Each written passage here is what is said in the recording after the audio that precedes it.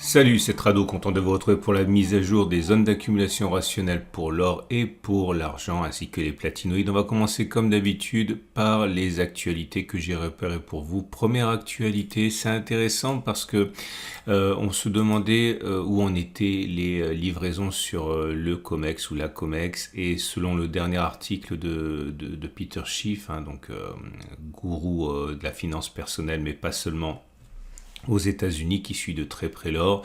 Il y a une augmentation des livraisons à la COMEX. C'est pas normalement le cas. La COMEX n'est pas là pour livrer de l'or, hein. Ce sont des contrats qui sont roulés, comme on dit.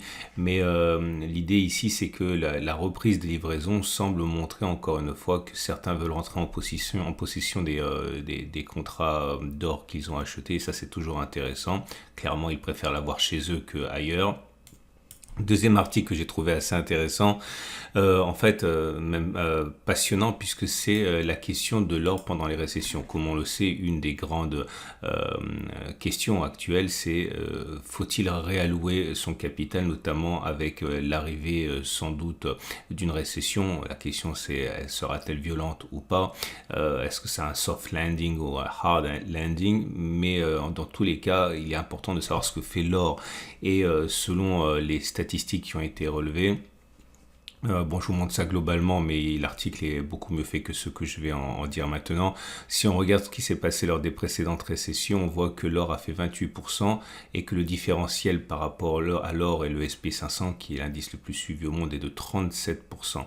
Ok, même les minières ont surperformé. Bon, je dis ça parce que j'aime pas beaucoup les minières, mais c'est assez évident qu'en période de récession, l'or est non seulement une valeur refuge, mais il fait même mieux que résister, hein. Donc, à bon entendeur par rapport à ceux qui s'inquiéteraient de ce qui pourrait se passer dans les prochains mois. Et troisième article très intéressant, parce que ça aussi on voit dans le gros titre fleurir, hein, le fameux plafond de la dette. Ça y est, on a touché le plafond de la dette US. Que va-t-il se passer? Est-ce qu'on va avoir un Armageddon financier maintenant que les États-Unis ne peuvent plus faire face aux dépenses, puisque le plafond aurait été touché? Bon, voilà, c'est toujours pareil, tous les ans c'est pareil. Et l'idée, c'est que Nicolas Perrin, toujours le même Nicolas Perrin qui fait les choses de manière extrêmement documentée, revient sur le risque, ou plutôt l'absence de risque, hein, qu'il y a, et que tous ceux qui s'attendent à une explosion de l'or consécutive à un effondrement du dollar à cause du plafond de la dette devraient se rasséréner, hein. C'est possible, mais ça ne devrait pas arriver, pas plus que cela ce n'est arrivé les précédentes années. Bon, j'invite vraiment à regarder cet article. Et troisième article qui pourrait vous intéresser également, notamment si vous voulez gâter votre partenaire, mon sponsor que vous connaissez bien, au coffre Veracash, met en ligne une box, hein, de la Saint-Valentin. Donc voilà, c'est une pièce, et puis il y a plein de goodies, comme on dit, plein de petits cadeaux avec pour votre meilleure moitié, hein. Et l'idée, c'est que vous pouvez personnaliser tout ça. Bref, ça pourrait vraiment vous donner des idées et donner surtout du sens aux cadeaux que vous allez faire. Tout ça, c'est sur mon site pour avoir les articles, lire les articles et les découvrir, et également le lien pour accéder au cadeau de la Saint-Valentin juste en dessous de la vidéo. On va passer tout de suite à l'or et à l'argent, et tout naturellement, on commence comme d'habitude par l'or libellé en euros, et évidemment c'est pas mal. On n'arrive pas à consolider significativement. La zone d'accumulation rationnelle qui nous intéresse, on le sait, c'est 17,61, 17,35, hein. Faut se satisfaire de peu, hein. Les consolidations sont assez maigres. Il ne faut pas se précipiter. Il ne faut absolument pas rentrer en une fois, je le dis, je le répète, à moins d'aimer le risque, hein. Il faut attendre les zones d'accumulation rationnelle. La dernière fois qu'on est venu chercher 17,61, 17,35, c'était le lundi 23 janvier. Si on allait chercher le haut de cette zone, ça correspondrait donc à une baisse par rapport au niveau actuel de 2%, non 1%, et si on allait chercher le bas de cette zone, ce serait 2%, 2,5%. Il faut être exigeant, hein, surtout que vous avez déjà eu l'occasion d'accumuler préalablement. Les zones d'accumulation rationnelle ont été sollicitées il y a quelques mois, donc vous n'avez pas à vous presser, à moins que vous entamiez votre voyage d'accumulation. Dans ce cas, vous pouvez commencer à investir déjà dès maintenant, mais toujours en petite quantité pour pouvoir renforcer, je pense. La moyenne mobile à 50 jours est ascendante, on est au-dessus de la tendance de fond et haussière, de même que la tendance de long terme puisqu'on est au-dessus de la M200. Attention, on s'apprête à avoir un croisement M50-M200, on appelle ça une croix dorée en analyse technique parce que généralement, pas toujours, mais généralement, ça donne des choses extrêmement positives comme ça a été le cas lors du dernier croisement M50-M200, c'était ici, là vous voyez. Voilà. Là, alors c'est pas toujours le cas, hein, mais c'est vrai que ça fonctionne tellement bien quand ça fonctionne que ça vaut la peine selon les analyses techniques de le noter, hein. Les croisements M50, M200 sont généralement, mais pas toujours, annonciateurs de choses très agréables pour la suite. Et on le voit d'autant mieux avec l'or libellé en dollars, mais pour l'instant, regardez les bougies Aiki-Nashi. Et les bougies Aiki-Nashi montrent que c'est neutre, mais c'est sûrement pas grave, hein, puisque vous voyez, les bougies sont courtes avec des mèches hautes et des mèches basses. Bref, c'est de l'indécision plus qu'autre chose. On est dans une phase attentiste et les marchés ont besoin de consolider un petit peu. Pour l'or libellé en dollars, c'est mieux, je l'ai dit, parce que tout simplement parce que le dollar se porte pas très bien de manière tendancielle depuis quelques mois. On a pris déjà 20% depuis le mois de novembre, hein, donc ça va vite, ça va un peu trop vite, hein. On n'arrive pas à solliciter la zone d'accumulation rationnelle des 19,07, 18,97 qui est la zone d'accumulation la plus proche. Il faudrait impérativement être capable de renforcer lorsqu'on ira chercher 18,65, 18,54 et 18,25, 18,33 si on y va, hein. Il faut absolument encore une fois tirer profit des consolidations. Là, vous le voyez, le croisement M50, M200, ok, et les effets qu'il peut avoir. Là aussi, vous voyez, là c'est intéressant parce que vous voyez que ça fonctionne souvent, mais ça fonctionne pas toujours, ok. Parfois vous avez des croisements comme ici, ça n'a rien donné du tout, hein, mais encore une fois, quand ça fonctionne comme ici, les effets sont tellement forts, regardez ici sur ce croisement-là, qu'on ne peut pas éluder, voilà, 60% en l'espace d'un an, quoi. Donc la tendance est forte, on arrive sur une résistance ici, attention, hein.